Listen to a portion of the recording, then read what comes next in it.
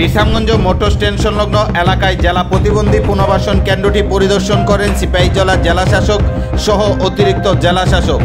বৃহস্পতিবার বিকেলে 5টায় জানা যায় বিশ্রামগঞ্জ মোটর স্ট্যান্ড সংলগ্ন এলাকায় সিপাহীজলা জেলা প্রতিবন্ধী পুনর্বাসন কেন্দ্রটি পরিদর্শন করেন জেলাশাসক সিদ্ধার্থ শিব জসওয়াল, অতিরিক্ত জেলাশাসক সুব্রত মজুমদার।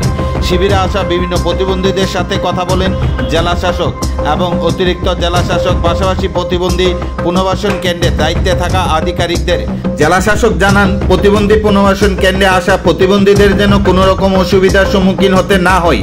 জানা যায়, এই পুনর্বাসনটি হওয়ার পূর্বে আগরতলা থেকে জেলার প্রতিবন্ধীদের প্রকল্পের বিভিন্ন সুযোগ সুবিধা গ্রহণ করার জন্য আগরতলা যেতে হতো, কিন্তু সিপাহীজলা জেলায় এই প্রতিবন্ধী পুনর্বাসন কেন্দ্রটি হওয়ার ফলে জেলার প্রতিবন্ধীরা আর আগরতলা যেতে হবে না। সিপাহীজলা জেলা বিশ্রামগঞ্জ মোটর স্ট্যান্ড সংলগ্ন এলাকায় এই জেলা প্রতিবন্ধী পুনর্বাসন কেন্দ্র থেকে সমস্ত প্রকল্প গ্রহণ করতে পারবেন বলে এই নিয়ে সংবাদ মাধ্যমে বিস্তারিত জানান জেলাশাসক।